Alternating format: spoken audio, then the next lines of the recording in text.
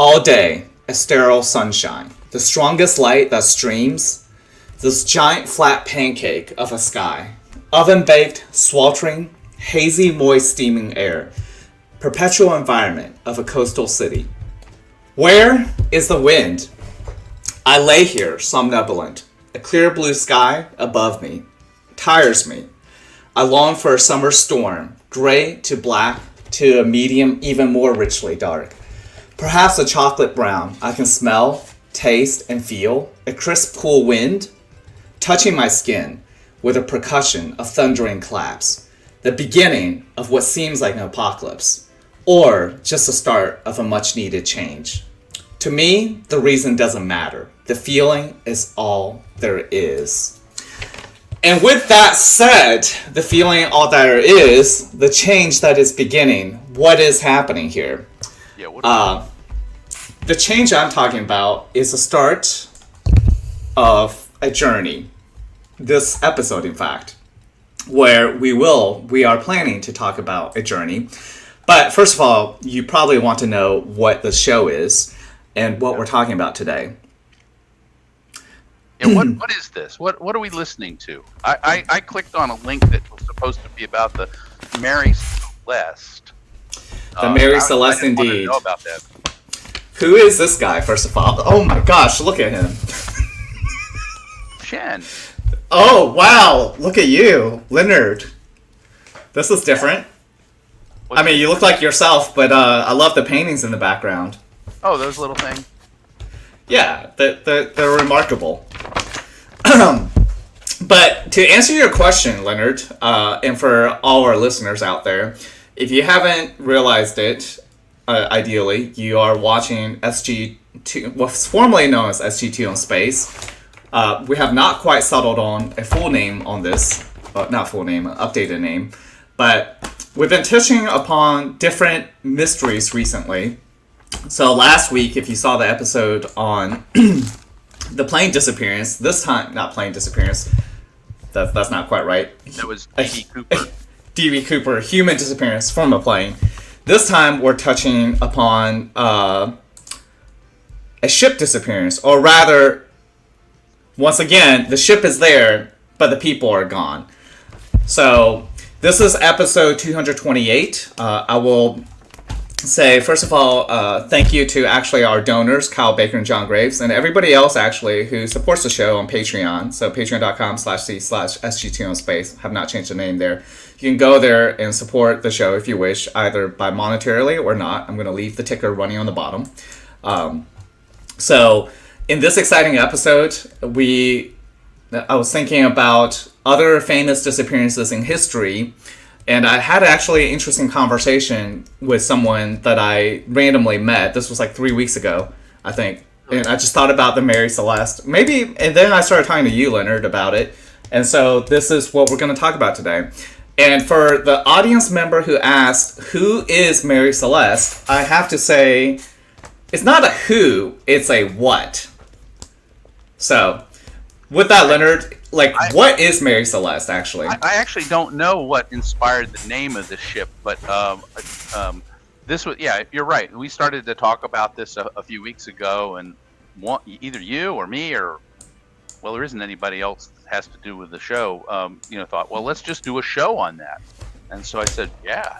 So, so the way this story begins is on December 5th, 1872. There was this ship, and it was found adrift in the Atlantic. And of course, in 1872, there was no ship to shore, or there was no radio or anything like that. So certainly there was no distress call. But what was found was no crew. There was no damage to the ship, or no significant damage to the ship, and the ship's name was the Mary Celeste. There was ultimately a lot of the information that we're going to present today comes from an inquest that was conducted in late 1872 for figuring out how to distribute what they call a Salvers Award, which means if you find something at sea and you bring it you save it, then you're entitled to an award. and that comes out that's a liability of the owner of the ship. So that's what happened here, and the inquest was conducted under the British authorities in Gibraltar. Okay. So what was found? What was found? The ship. And there had been 10 people aboard, and they were all gone. The ship's lifeboat. By the way, did you mention what day did the ship set out? The ship set out from it set out. It was an American ship. It set out from New York on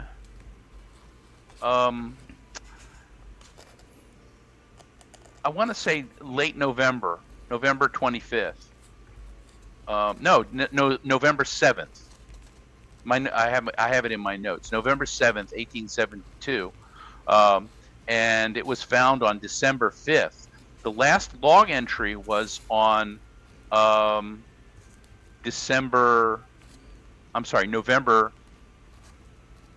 25th. So the last recorded position in the log. So that's one of the parts of the mystery, was everything was in order on this ship, except that the lifeboat was missing, and then other than that, there was no blood, no violence. There had not been any significant storms.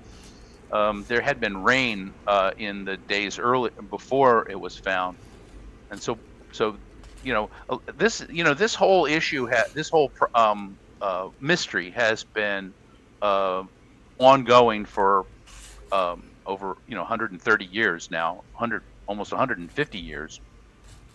It was kind of compounded by an author named Conan Doyle, who wrote a story about it. I guess sorry, my question, one of the questions I would have is, it like this 19th century, isn't ships disappearing or crew disappearing pretty common? No. Oh, it's not? Okay, alright, sorry, I was completely misinformed. In this epic, okay. Transatlantic crossings were routine. It was busy. Oh, okay. This was a cargo ship. They had the Mary Celeste was a two-masted brigantine, and that was a very common ship. They had no engine. It was a sailing ship. So a brigantine is a ship that has two masts. It has a main mast in the middle, or near the middle, or up to the front of the ship, that had square sails on it, and usually what they call lateen sails in the front, which are triangular sails, and then I found a picture. I think I'm gonna let me see if I can. Okay. Let me see if I can get. You're trying to describe the sails. But I think what would be helpful is just to see a nice little picture of what it is. Right there. That's a brigantine. That is a brigantine. That's a design of a brigantine. Brigantine. Yeah. All right. So it looks like it has two masts, right? Yeah. And the one in the back, I guess, has the one for steering or something. Yeah. Okay. Front and the back, and this ship it's a very tough ship, and they're working ships.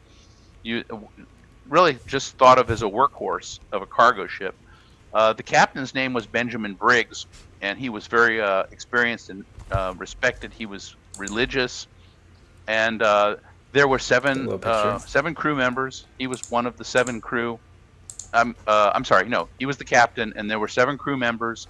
And he had 2 passengers that were his wife named Sarah and his 2-year-old daughter named Sophia. He had a son that he left home because his son was in school. They came out of New York. I don't know. I think he came from Massachusetts. So his home was in Massachusetts, but the ship set out from New York. They were traveling to Genoa, Italy, with industrial alcohol. A lot of people. What is industrial alcohol? Know what industrial alcohol is? That's denatured alcohol. So the alcohol is undrinkable. in order to avoid taxes. So this was used as an industrial solvent, probably for paint or shellac or something like that. But they had a customer in Genoa, Italy, and that's how they departed from New York, Manhattan, on November 7th, 1872. They had fairly calm seas, weather favorable, and like I said, the last recorded position was November 25th, 1872, near the Azores, within sight of land. So the logbook had been kept, conscientiously every day. Usually the logbook is entered. There's an entry for the logbook every day. Usually before noon is when the log would be kept. There's nothing unusual that's in the log. There was no signal of distress. And then 10 days later, the ship was found. And the name of the ship that found her was called the Dei Gratia. What language is that? Well, Shen, that would be Latin. Oh, okay. Okay. And it means the grace of God, if you wanted to know. And so on December 5th, there was another merchant brig. Probably the captains knew each other.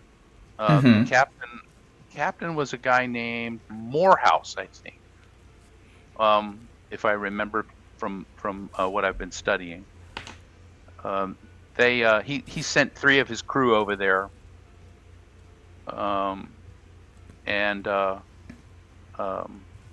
he sent 3 of his crew over there on their little boat, their little lifeboat. It's not really a lifeboat. It's like a working boat that you use to go to shore and come back, but it can be used as a lifeboat. So he sent them over there, and so what they found was that there was no crew on deck. They boarded. They didn't find any bodies. They didn't see any kind of sign of struggle. There was no fire, and the ship was perfectly sound, other than the rigging having been worn out from not being taken care of over a 10-day period. I think that whatever happened happened on the 25th, 10 days before, because the crew of the Mary Celeste had been conscientiously keeping the log every day and just doing routine things like, weather's fine. They would take a position fix, and they'd write down their latitude and longitude. And by the way, the reason we know so much about this is because the hearing that was conducted to figure out what to do with the ship and what had happened. So it was both like a law enforcement kind of investigation, and also a investigation to determine how much of the salvage value should go to the finders. That was a legal proceeding and was very carefully kept. So there's a lot of detailed information in there on testimony from the captain of the Dei Gratia and all of the crew that found the ship. So what they said was they spotted the Mary Celeste on December 5th. They reported that the sails were kind of in poor shape. And my take on that is that they had just been set, and the ship had been sailing on its own, like a spooky ghost ship sailing for 10 days, and the winds were pushing the sails back and forth. Probably the rudder was not locked, so it was just going back and forth. But they didn't find, there was no crew, and the ship was just, it's weird. I mean, it's definitely kind of weird. Well, like sorry, you told me not to interrupt you mid-sentence, but I just did, so continue with that. Okay, understandably, my earlier question was a little naive in thinking, oh, well, this is back in the 19th century, ships disappear all the time, and obviously that's not true, or crew members. No. So, with all that said,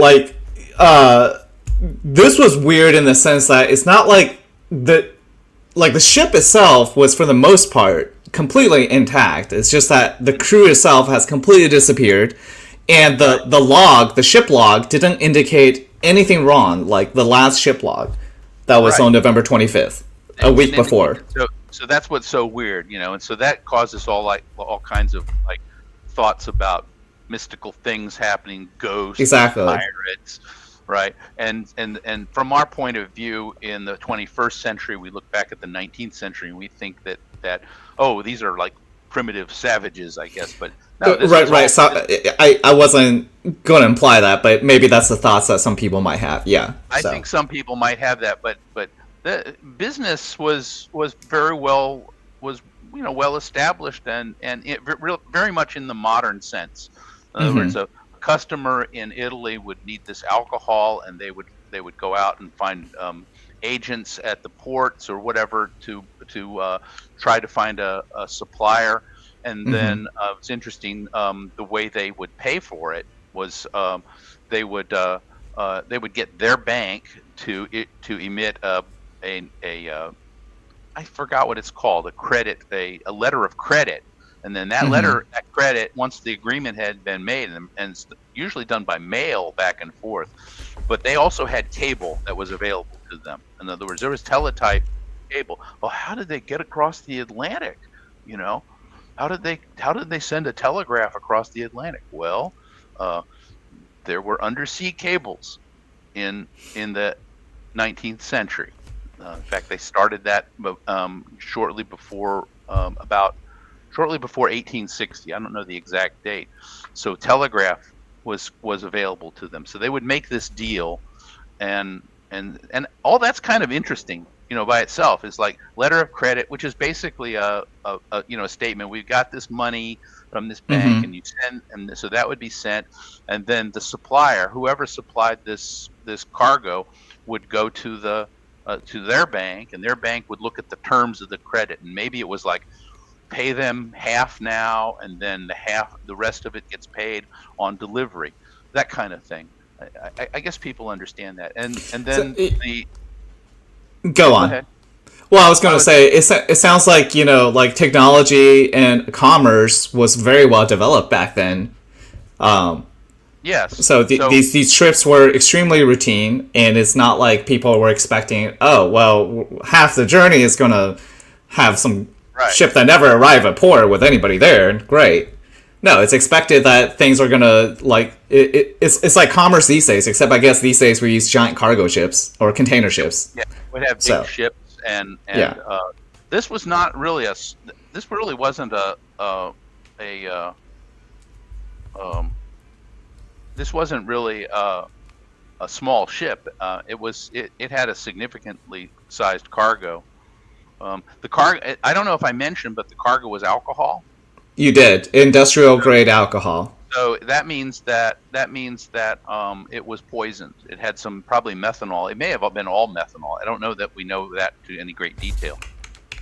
But one thing that the boarding crew found that was unusual about the cargo was that most of the cargo, and you have to understand, the entire length of the ship was filled with these barrels, right? So the hold of the entire ship was filled to the, their capacity was filled with alcohol in barrels, and I forgot how many barrels, but it was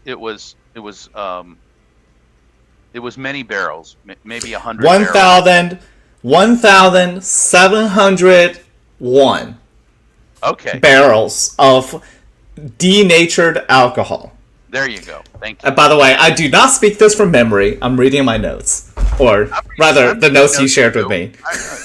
Okay. So that's a lot of barrels. Yeah, it's a lot of alcohol. So the fact that it was alcohol kind of feeds some conspiracy theories about the surly crew got drunk and they killed the captain and that kind of thing. But, and then they all decided to jump overboard from drinking 1,700 barrels of alcohol. Right. Well, this alcohol would have killed them. Okay. Okay. So, and it wouldn't be a nice way to go either.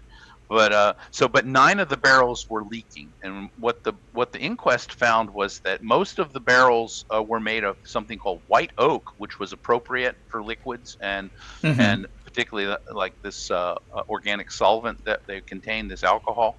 But these 9 barrels that leaked were made of inappropriate materials. They weren't exactly defective, but somebody made a bad decision about how to contain this liquid. They were made out of a different kind of wood that was porous and would leak. And so all of those barrels were either empty or almost empty when the boarding crew from the Dei Gratia got on board. There's something called bilge. Bilge is the water that almost every ship has. And how do you spell bilge? Bilge. Okay, go on. It's like yucky water that's at the bottom of the ship. You want to pump it out. So there was a significant amount of bilge water in there, but it wasn't considered dangerously so, according to the inquest. There was something that was mentioned about the pump that was used, and they never said that the pump was broken, but they said it had been disassembled, and the parts were laying on the deck. Everything having to do with navigation, like the sextant and the the watch or the clock that was used for navigating, had been taken, and also probably the charts also, which means that the captain and the crew, they wanted to be able to navigate when they left. But there was no other explanation for what had happened. So let me see if we painted the picture correctly. I'll just review it quickly. The Dei Gratia caught up with the Mary Celeste, and by the way, the Dei Gratia came out of Hoboken, which, if you don't know where Hoboken is, it's just across the Hudson River from New York City. Probably the crew and captain knew each other. So they knew that when the captain came upon the Dei Gratia, they were about 10 days behind, and when they caught up with it, and they were both going to the same port, and the Dei Gratia was carrying a cargo of some kind of petroleum oil, maybe it was kerosene, something like that. So it was a similar brig, a little bit smaller than the Mary Celeste. When they caught up with it, so you can picture the ship is approaching, and that must have been a really freaky feeling, to come upon a ship that's not crewed, and so they were able to determine that 9 of the barrels had leaked, and that the alcohol was it's not clear what happened to the alcohol, but my take is that the alcohol had to have collected in the bilge, right? So water in the bilge had to have been contaminated with alcohol, and then a lot of it probably had evaporated.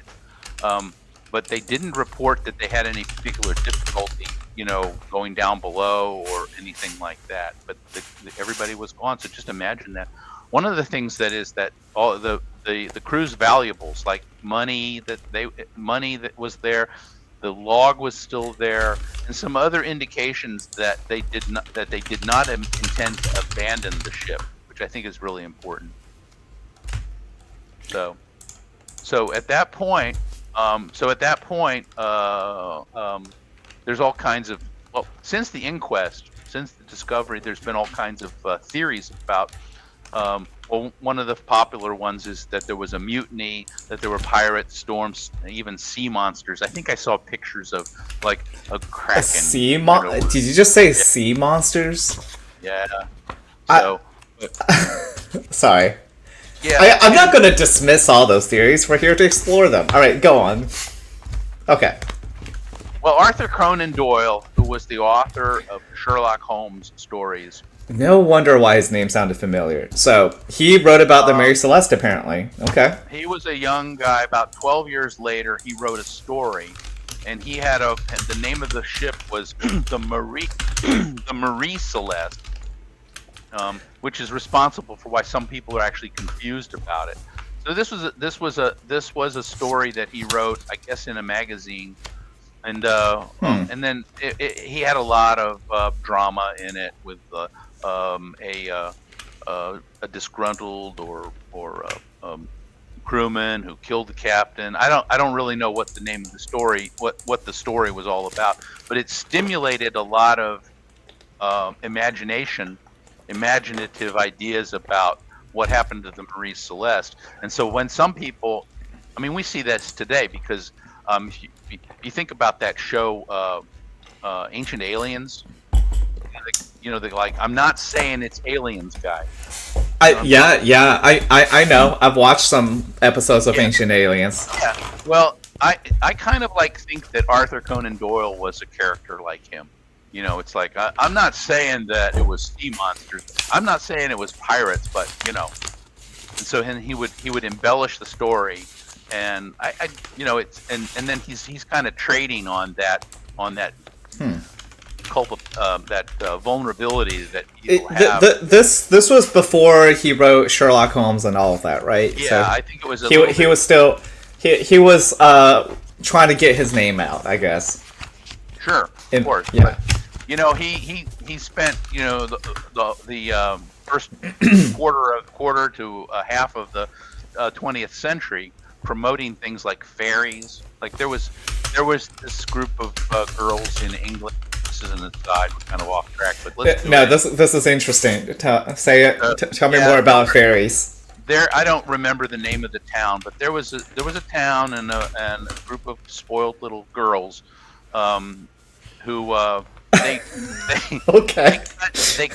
took a book that had pictures of fairies in it, and they cut them out and made little fairy puppets, right? And they stuck them in the garden, and then somebody gave them a camera to play with. And in those days, they had black and white camera, and so they took pictures and said that they saw these fairies. So you could probably Google Arthur Conan Doyle and fairies, and you can get the whole story about it. So, that's a slight aside, but point is, he was an interesting character, and the fairy stuff. Did he thought those were real? Do you want to know if I think he thought they were real? Is that what you're asking me? Yeah. No, I don't think he thought they were real, but he wanted to promote them as real. Okay, got it. That's my opinion. So for the Earth. No, I get what you're saying, but Arthur Conan Doyle, though, with this story, by the way, it's called J. Habakkuk Jeffson's Statement. That's what it's called. Yeah. Here, let me see. This thing. Right. So this was published in Cornhill Magazine, and it's a fictionalized account of the Mary Celeste that Arthur Conan Doyle wrote. Right. So when he wrote this story, was he? I mean, I don't know. Did he think any of his theories are viable here? You're asking me? Do I think that Arthur Conan Doyle thought any of these stories were viable? I can't know that, but I don't think so. I think he was creating a fictional account and trying to monetize it. I'm not saying. This sounds really bizarre. I'm just saying Mary Celeste, he killed the captain, the captain's wife and child, and tampered with the navigation instruments, so that Hyson, I guess that's one of the crew members, will unwittingly steer for Africa. Now he finds he can't bear the presence of white people and intends to become the head of the tribe of Africans, whom he considers to have a purity he cannot find anywhere else. The passengers and the crew of the Mary Celeste were to be his last victims, but the stone ear complicated matters. This sounds like quite the adventure story. I mean, right. Wow. So it's a much more interesting story. It fills in a lot of the gaps in your mind, and so what happens with humans? I've talked to the mothership about this. What happens with humans is they want closure, right? And so the story about the Dei Gratia crew encountering an abandoned ship has so many holes and so many unfilled gaps that anyone who fills that gap can satisfy provides the closure that the human mind needs, but it's not true. Okay, so the story that that Arthur Conan Doyle made up was made up. It wasn't based on anything other than it wasn't. He was inspired by that, but it doesn't. It wasn't based on any evidence or dispositive facts. But in the human imagination, in the popular imagination, it starts to become part of the reality and the truth. And so that's kind of like an editorial that I'm adding here. We see that today, with I'm not saying it's aliens, okay?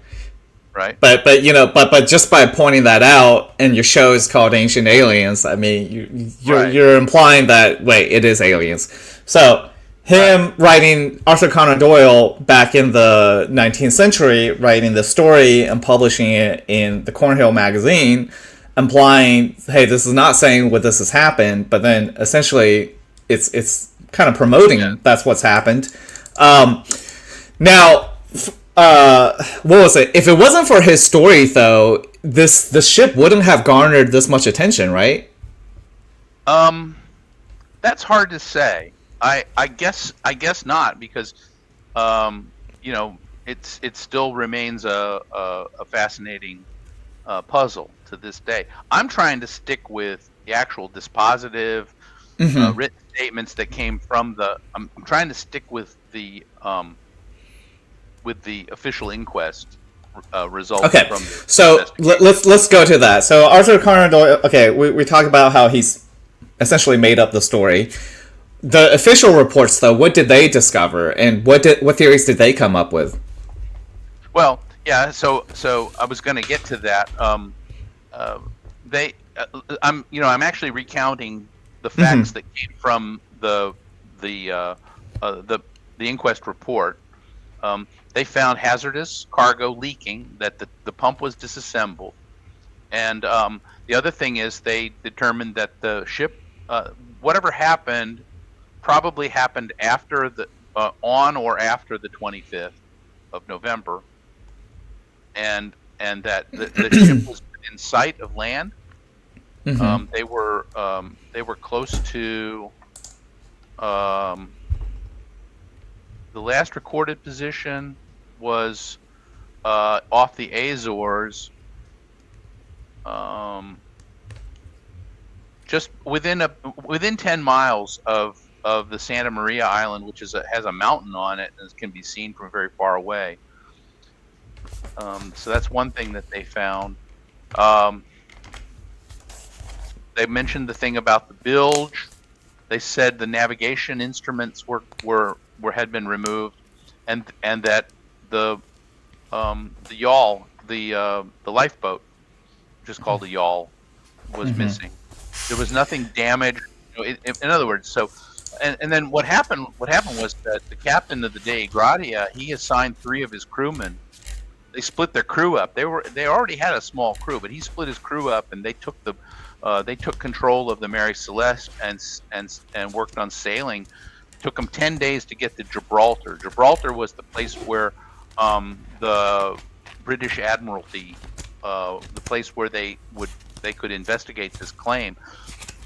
They had in mind to take control of the Mary Celeste and ask for compensation. They asked for the salver's fee.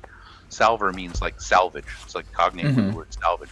So they were salvers, and they brought their claim, and so according to the law, and I think it's to this day, if you salvage something, then the owner of the salvage company, the owner of the thing you salvaged, is liable to you for having salvaged it.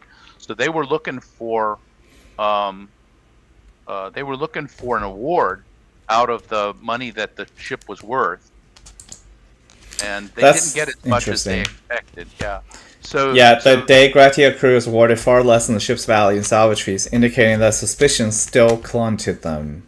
Yeah, so that was the thing that kind of like made me wonder, why was the inquest, the prosecutor or whatever the title of the person of this guy that was doing, why were they so suspicious? but it seems strange to me. Well, I think maybe why would the? I mean, is there any valid? I mean, clearly couldn't find any true like. no. I guess is that the thing that happened back then? Like you would just, kill somebody else on another. I mean, that sounds absurd, but what do I know? Yeah, I think to me it sounds kind of absurd too. The crew of the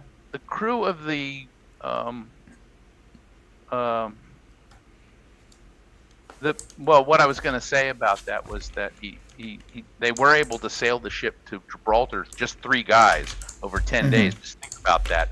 So it means they had to. I tried to put myself in the place of. So I got 3 guys sailing 10 days. That had to have been dangerous. Okay. That sounds. I mean, there's people who sail these days just by themselves, right? Yeah, I know, but this is a big ship. I mean, It takes a lot of labor to handle those sails. So they probably had like one guy would steer, or maybe they would lock the steering and then they would work the sails, and then one had to sleep. They would sleep in shifts, that kind of thing. So, but anyway, they made it, and they made it about a day after the Dei Gratia made for Gibraltar. So all these theories have come in. So they were very suspicious. But so here's what remains. Okay, here's what I think remains. There was a hazardous cargo. The pump was disassembled. I'm trying to visualize what was going on. That on the 25th, on November 25th, they must have observed that the alcohol had been leaking. They could have. This is a could have. The captain could have sent some guys down to look at it, and then they got the alcohol all over them, and they were breathing the vapors, and they came up and they were sick from that, and then they're afraid of fire, because remember, in those days they didn't have electric lights, so light came in fire. Like right? Fire, yeah. Right. So during the day you can turn off you can extinguish all the lamps, and I'm sure that they did that. I mean, I don't. If that much alcohol was open and spilled into the hold, I'm sure that they extinguished all the lights, right? And they were probably here's a scenario. They were probably trying to pump out the bilge, with that pump. They probably had a second pump. Because that pump is really kind of a life critical system, so they probably had a second pump, but it probably didn't have the same capacity, and for some reason they had disassembled it. Maybe they were trying to clear it. Maybe it was clogged, or maybe the alcohol had denatured or ruined the pump in some way. I think that's possible. But at any rate, if they were working on that all day, and then it started to get dark, okay, they wouldn't be able to stay on the ship. Why? Why is that? Because they didn't have any light. If you struck a match, they risked the chance of burning exploding the ship. So they didn't have any light. They couldn't go down below after it got dark. This is after it got dark. What I think happened, this is what I don't think they really meant to abandon the ship, but I think that the captain thought that the entire cargo was compromised. I think he thought that the fumes were dangerous. He thought that the 9 barrels that leaked, which he couldn't assess very easily, would be what I think happened is he detected or observed 9 barrels leaking, and in his imagination he assumed that they had been packed improperly and that all of the alcohol was going to spill out. And I don't want to be on that ship, okay? Especially in the I don't want to, I wouldn't want to be on that ship with all of the alcohol spilled into the bilge. And then they couldn't pump that it makes out. sense. They came to him and said, Captain, I don't know about this pump. There's something wrong with it. The alcohol doesn't, maybe. Okay. I know I'm filling it in with a lot of maybes, it's also Well, all this is a bunch of maybes, right? I mean, otherwise we would have well, solved the mystery by now.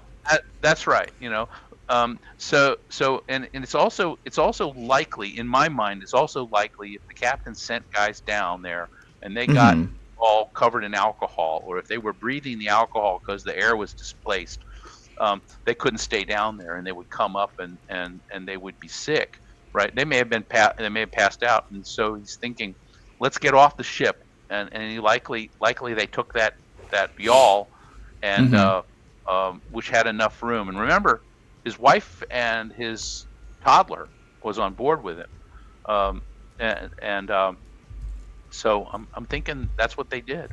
They got off the ship and they meant to have it tethered to the lifeboat, and they got far enough away, and they probably had it tethered, but something went wrong in the dark, and they lost they couldn't stay with the ship. One of the things that would encourage him to do that was the knowledge that he was within sailing distance, even in the yawl of Mm-hmm. in the lifeboat of land. Okay, they knew that they were within a day's sail of land. It makes sense that with what you're saying, they would abandon the ship. Now, did they when they what's that other ship? What was it? Dei The Gratia. the Dei Gratia. See, I don't know Latin. The Dei Gratia. They when they was there. So they must have taken what, like a lifeboat or one of those little smaller boats, right? To Dei leave. Gratia took one of their yawls and took it over to sea, but to see the But what I'm saying is like how I'm assuming the brigantine ships back then also had smaller boats that you could yeah, that's what take, they were right? using. Yeah. That's what they were So, using. so and if they were within land, how did they never reach the where they're going? Like they just like drowned, I guess, trying to go somewhere. There- I don't have any other place to go with this story. Right. They thought that he may have thought that he was that it was safer than he realized. I think that in his imagination and in my imagination, if I put myself on the deck with, in his place, I'm thinking there's something wrong with the cargo, and all of the alcohol is going to leak out into the boat because it was multiple barrels that were leaking, and it was later determined that at the inquest it was determined that those barrels were not the right kind of barrels. So it was really kind of an accident or some kind of negligence that the supplier, the vendor of this alcohol, packed them in barrels that were not appropriate. And so while most of the By the way, these are the pictures of Benjamin yeah, Briggs and his wife Sarah and their daughter Sophie there you go.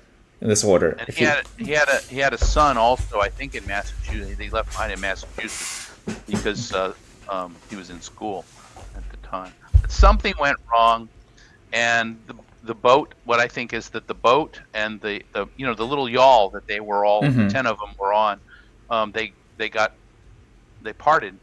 They got. I would have had them tethered. This is what I would have done. I said, in my imagination, all of that alcohol was in defective barrels, and it would all come out leaking. I had one bilge pump, and maybe the other one was overwhelmed by it, and it's all toxic vapors everywhere. And they may have feared the ship would slowly, silently lose its integrity somehow. So crew members may have been already disoriented by the alcohol, and then that's kind of the story. So. When I surmised that when this started, it was still daylight because they were working on the pump, but then they realized we got to put out all the lights, and so that's what I think happened. And they would tow the yawl behind the ship, try to get away. If you could get far enough away, then you could light your lanterns, right, and then wait for the alcohol to disperse, and the intent was to go back and reclaim control of the ship, but that something went wrong. Maybe the rope parted, or maybe the wind breezed up, But mostly that's what I think. I think they lost contact with the Mary Celeste, but it wasn't some kind of chaos. It wasn't some kind of cruel maritime thing where it would seem like, given this very mundane explanation you have, that people could go investigate that area and see if there is a sunken lifeboat, right? Yeah, you can go on Google and you can find reports that the lifeboat has been found. I guess my question is, wouldn't it be? And once again, this might be my ignorance, but considering the fact that we know when the last log was written, and we know where they were at that time, couldn't we say, like, okay, let's just do a search in that area, and we should be able to find the sunken lifeboat with their skeletons? Yeah. Has that not been done, or is that just really hard to do? I think that would be really hard to do. I mean, if you go out on the ocean, you can just look. You can go. Yeah, but you can see about 6 miles all the way around to the horizon. Just standing on land, and that's just at one point. I just don't think that that's a feasible kind of thing to do. Where would the money come from to pay for that? I thought that I don't. The money thing is another part. I was just thinking from the feasibility perspective. If we want to, like, test this theory, we can just look around, look underwater, and see if we can find the evidence. So our thought is that somewhere around the Azores, and by the way, the ship was found about 400 miles, I think I read, northwest of the Azores. It had drifted that far in the 10 days from the site where we think that the event happened. This is one of my favorite. Let me see if I can find it on. If you want, like, people could. Are there tours that go there? Like the Azores, of course. Yeah, it'd be like, go explore what the Mary Celeste was last seen. I don't know. I don't know if there's those kinds of tours like that, but it is something that I've known about, since I was little. Right. Okay. But there's this. Go ahead. I was going to say that in the court, the investigator lead who was like the Attorney General of Gibraltar. He had an interesting name. His name was Frederick Solly Flood. And that is a funny name. I never heard of anyone named Solly Flood, but anyway, that was his name.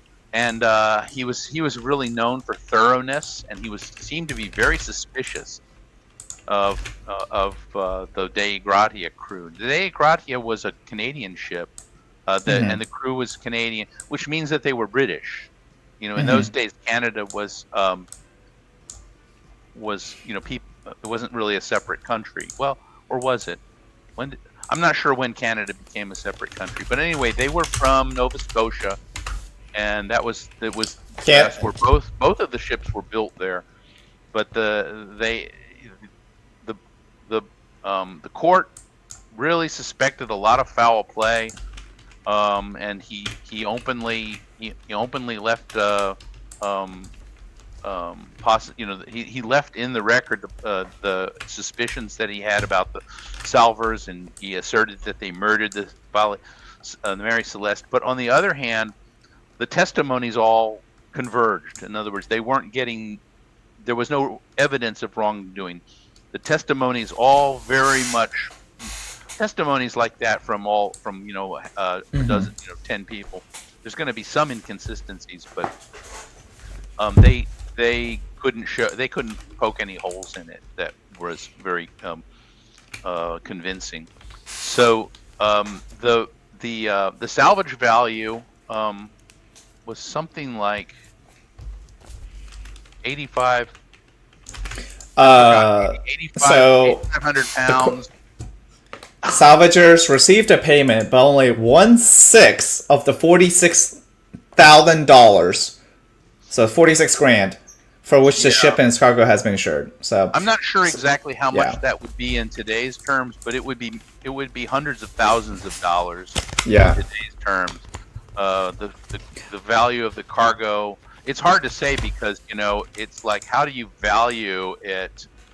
Because, you know, transport was very, very much more expensive in those days in terms of labor and effort, and so it's hard to really say. But it would be probably the value of the cargo would be something like a few $1 million. This was what 1872, right? I don't really think there's anything that you can look up that will tell you. Probably can find some Google site that will tell you how much was this worth in 1872. But because the economies and the technologies and everything that are involved in that are so much different, that it's just really an order. Okay, almost so an order so let me say it's 46 grand, right, in 1872. Today it'd be worth $1,205,000. About $1,205,000. Okay, that's within an order of magnitude of how much it was. So, but that reduced award that the crew of the Dei Gratia received was interpreted as a compromise, and they cleared the crew. They said you didn't do anything wrong, but the court still had some kind of air of caution that they wanted to attach to this decision. So,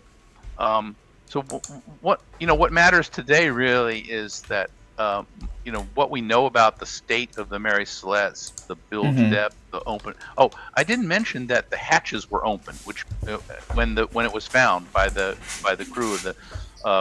So those hatches that you ordinarily would cover the hold were wide open, and that just means that that's just indicative of the fact that there was alcohol down there and they were trying to air it out. So then that was in the official proceedings of the Gibraltar court. So the records were very detailed. They were methodical and professionally conducted, and so go ahead. No, that's what I was going to say. You can. What I was going to say is, the theory that you propose seems to be the most plausible. However, I guess there's still people who believe that they're sea monsters, right? I think that's one theory. Result, in my opinion, that this is the result of motivated reasoning. In other words, you look for you have an idea that sounds really sexy and fun. Sea monsters. It was the Kraken, all right? And then you look for the evidence that it was the Kraken, right? And so you find evidence. I mean, I would love it if they found evidence that the Kraken took down everybody on that ship.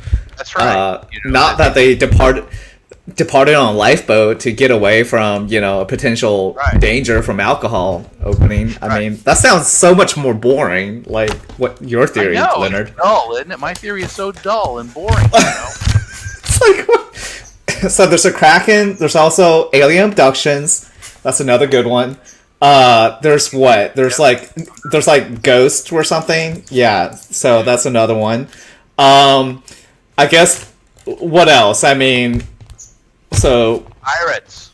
Oh, pirates, right? That's a fourth one. Pirates, right? Pirates. Oh yeah. Yes, exactly. Well, the reason it wasn't pirates is because the pirates would have taken all of the money. There was money left. The proceedings say that personal effects of the crew were still there, including the log and also the cargo itself was pretty valuable, and so pirates would have taken. They wouldn't have left it like that, and there would be the crew would have fought back and that kind of thing. So pirates is a possibility, but it does nothing fits there. The crew went rogue, right? So like the crew decided they decided to just kill the captain and his family, and then somehow they took the lifeboat and try to scurry off on their own. Right. Okay. The crew did that, but I'm gonna ask the audience. Feel free to put anything in the comments. All right, go on, Leonard. The captain would have noticed something. He would have put something in the log about, or some kind of disciplinary results. There isn't any indication that the crew was anything other than professional sailors. So that's a pretty fun kind of thing to think might have happened, but I just don't see that happen. I don't even know if there were any weapons on board. There probably were weapons, but anyway, there's no villain. I don't think there's a villain. I think it was just a captain that was making a judgment call. I think from what I can visualize when I put myself in his place, I think it's what I would have done, especially the part about it getting dark and not being able to see what I was doing. I would want to get off the ship, get away from the vapors. And I'm thinking that the hold is going to fill up with alcohol, and he wanted to get his little toddler and wife off the ship, and he wanted to take care of the rest of his crew. So this is 10 vanished souls. I don't think they were subject to violence. I don't think there was a storm. I think that the ship just broke. It was an accident, and then the ship just kept sailing. The ship kept sailing. The crew tried to escape on the lifeboat, and they drowned at sea. That's what I think. Simple as that. All right. Sorry. So, I mean, personally, I like to go with either the story of the sea monsters or aliens or something. But that's just my imagination going. From a realistic standpoint, I have to admit that yours seem more plausible. Right. So that's my story. By the way, the Mary Celeste, the ship itself, kept sailing even after this. It wasn't like the ship was perfectly intact, and it went on more trips until I think it was 1882. 1884. There was a scandal associated with it. Yeah, the captain Gilman C. Parker ran the ship aground for some insurance fraud, but that's completely unrelated to this story. That's right. The ship did have some difficulties. It had some damage, and prior to this event, I think it was built in 1861 or 62. The Dei Gratia was a much newer ship and somewhat smaller. I think it 1861. It was built in Spencer's Island, Nova Scotia. Launched under British registration as Amazon in 1861. Transferred to American ownership in 1868 when she acquired her new name, Mary Celeste. Yeah. So I guess before this fateful 1872 voyage, there was about, it was already about 11 years. Yeah, it was 11 years old at that time. She was. Yeah, the ship was. So anyway, but what do the viewers at home think? Write in some comments. Indeed. I'd be very curious. And you know what would be interesting? So this is the creative literary part of me. I would like to write a story about this, what I think happened. Well, why don't you read Arthur Conan Doyle's story first? I mean, oh yeah, you're right. I think by our standards, it's pretty. Habakkuk Stevens. Is that a real person? I think J. Habakkuk. I think there's some racist overtones in the story and stuff like that. So I think that it may be. Well, the little part I was reading from Wikipedia seemed to heavily imply some racist undertones there. Yeah. So, oh my gosh. All right. Well, let me just show this real quick. Not saying that, hey, this is okay, but really, if anything, Arthur Conan Doyle writing the story did help in getting more attention from various people. January 1884, actually, that's when this was published. Let me see. Like this one. That was in Cornhill Magazine, right. January 1884. So. Yeah. Yeah. And. Yep. You can probably read it. So the English language from 1872 is pretty much comprehensible to modern people. I'm always looking for that, for how the English language changes over time. Sometimes I'll show my daughter, who's 20 something, 24, 20. No, she's 26. Sometimes I'll be watching like an old movie from the 30s, and I'll ask her. Clark Gable is talking, and I'll say, "Can you understand what they're saying?" And, what'd she tell you? She said, "Yeah, pretty much. There's some, funny things they'll say, like the term screwball, or they don't say cool. They won't say cool. We always say, and then they use the word gay, and it's like the gay time, right." Oh, right. And these days, people don't say that. Yeah. I mean, and that's just an example. I'm always looking for how the language gradually, because, when you read Shakespeare, Shakespeare pretty much defined early modern English, right? And we have a lot of trouble, just reading Shakespeare right from the beginning. You have to read it over and over again and study it and understand it, But so how did it change? How did it change from Anglo-Saxon, old English to today? Gen Z. The one that you love to quote is two households, both alike in dignity, in fair Verona, where we lay our scene. Yeah, and actually the way it's pronounced in Fire Verona. Wait, what do you mean? How that's how you pronounce it? They would say There's a original pronunciation. So the English we always think that when you hear Shakespeare that it's to be spoken in an English accent, a received English accent, but that English accent is not the accent that was prevailing in the 1600 when Shakespeare was. That's not how they. So they sounded. You mean more the like, English? Jack Sparrow. Go ahead. They sound like Jack Sparrow on.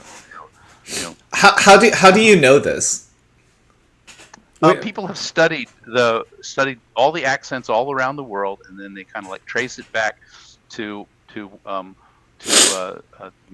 how it would be pronounced. So there's a lot of words that rhyme in the 16th century, what they call original pronunciation, that don't rhyme today, like hour and core. The word hour and core. CORE. Like our core. Whore? Yeah. Oh, whore and hour back in the 16th century used to rhyme. That's what you're saying. They rhyme. Yeah, those. Okay. Har. All right. That's rather interesting. I mean, the evolution of language is certainly a fascinating field. Yeah. And household would be household. And some words would have two syllables that don't have two syllables today. So anyway, I don't even know why we're talking about that, except that I don't know, because you were saying about Sir Arthur Conan Doyle, people should read his story despite the racist undertones, and okay, I'm not saying go read the story, but I was mentioning that it'd be interesting to read or write a story about, the Mary Celeste, and then you're pointing out that, Sir Arthur Conan Doyle, the author of Sherlock Holmes, already wrote a story, obviously, and maybe go read that. I think you should write a story and have aliens, come in. Aliens! That's what happened. Maybe the alien from Predator, Like, you know, Yes. the Arnold Schwarzenegger, you know, get the ones with the ones with all the like the highly advanced technology that hunts down their prey. Right. Okay. Yeah.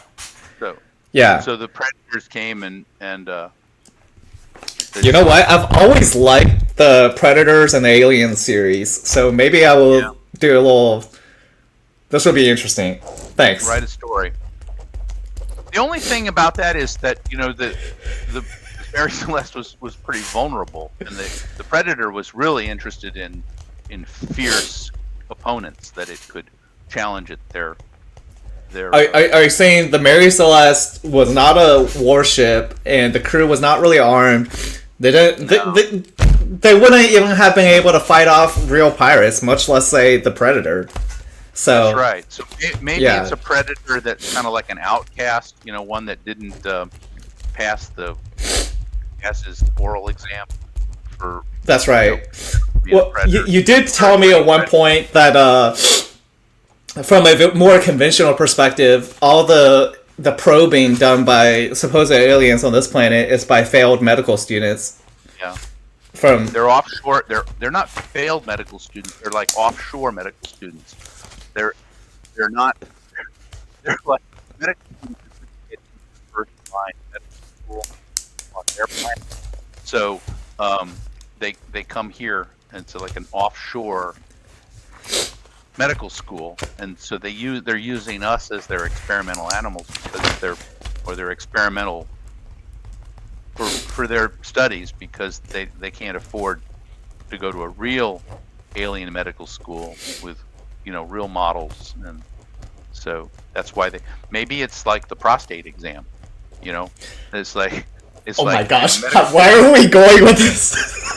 What the heck? So it's like the medical students in a real medical school, you know, they hire people who are models for the medical students to practice on, and they're usually like biker guys, you know, come in, and the medical students will be checking them that way, and then so if you don't have a first-rate medical school, then you have to use some other model, you know, and so we're it.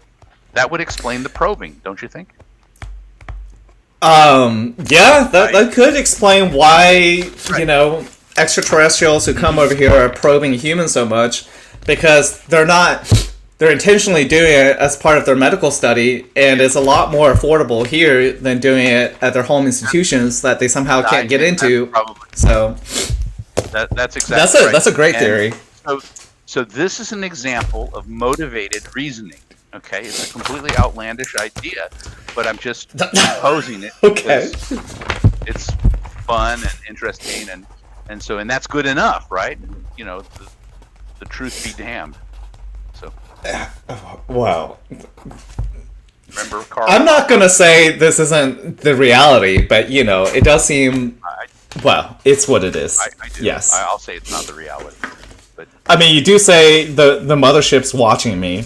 So, yeah, it's motivated reasoning. So some people, you know, it's the only explanation I can come up with. So if motivated reasoning is when you are, explain this. Is it basically you come up with a theory and all the evidence has to fit this theory, versus the other way around? It's not like evidence support theory. It's like theory is created first, and then you just jam all the evidence in to make sure it fits that theory. So yeah, basically. And whereas the correct procedure is to think up reasons why it's not medical students. You know, why is it not? And then check that theory. And then if it holds up, if it contradicts why it's not, you see what I'm saying? I see what you're saying. You know, in this particular, go ahead. I was going to say, like Einstein said, if my theory is wrong, then when you go and look at a eclipse, you know, when you look at an eclipse, you'll see the starlight bent, right? Then if it's not bent, if the star pattern isn't bent around a gravitating object, which they were able to measure in the early 20th century, then my theory is wrong, right? So you have to be brave enough. You have to probe you have to, Probe. you have Sorry. to, yeah, sorry, I do apologize. So You can use the word probe. Go on. You have to. You have to think up reasons why your theory is not correct, right? And then test that. And if it survives that, then that is the thing that will support The falsibility criterion, right? That's what.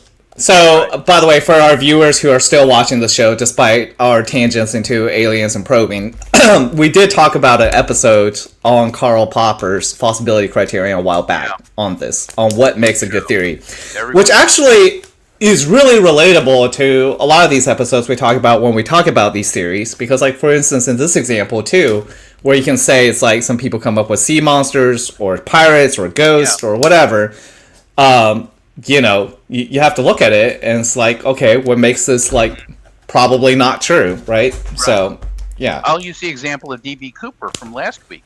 Okay, so, you know, there's a whole bunch of people who've come out of the woodwork saying, I'm D.B. Cooper, my dad is D.B. Cooper, my cousin is D.B. Cooper, right? But then when you ask the flight attendants, 2 flight attendants who talked to him and spent 4 hours with him, is this person D.B. Cooper? They'll go, absolutely not. Okay, and there's 2 people who spend a lot of time. That's all. That's a case of where you come up with a falsifiability criteria, where if my brother-in-law, you know, or whatever, was D.B. Cooper, and you show him to her, she would agree. Right? She would say, "Yeah, that's him." Right?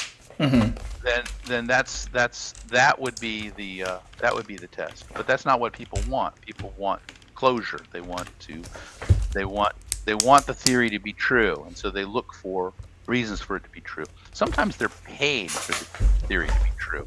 So, but I don't want to get into that. So, in this particular episode of Mary Celeste, really there was, you know, the financial motivations aren't even there for no, in that no, really, except that Arthur Conan Doyle, except for his financial motivation there, right? But other than that, your motivation in writing the story about how the alien predators, my gosh, third string alien predator who had washed out of predator school. You know, washed out of predator school. Oh my gosh, this is a great story there already. Yeah. You're getting a great synopsis. He manages. He wants to prove himself, right? And so he comes to Earth in 1872. I'm jotting this down. Okay. And he comes down in his ship, and then he tries to fight. Tries to fight all the poor guys on the ship. You know, who are just trying to oh my gosh. And then he comes back and shows his other predator buddies, like, hey, here's the 10 heads of the people that I just... These humans that were such a here's my proof that I did it. Right. Yeah. Oh my gosh. You're welcome. Looks like you wrote half the story for me, so I just got to put down the right words and make sure that it makes sensible, legible sense. All right. With all that said, I think we have hit the top of the hour here. For those who are still watching, so. Mary Celeste, 10 souls gone, 1 ship found.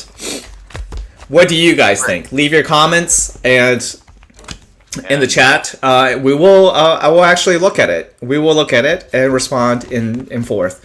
Also, look forward, guys, to any story that I write in regards to this. I will put it on Patreon, assuming that this happens. The story that Leonard kindly suggested with the Predator add-ons. So that might actually be interesting. So look forward to that. With all that said, we will have to wrap this up. We will be back next week for another exciting, wonderful episode. If you have not liked, subscribed, or shared, please do 1 or more of those. Ideally, all 3. So, and feel free, like I said, go to patreon.com/SG2 on space. And then feel free to, like I said, I'm going to put some other content up there so you can look at it. And also, obviously, putting announcements on the topic of the next show. So, with all that said, Leonard, any last remaining words? Namaste. Namaste. Thanks Shalom. for stopping by. All right. Okay, wonderful. All right, take care, everybody.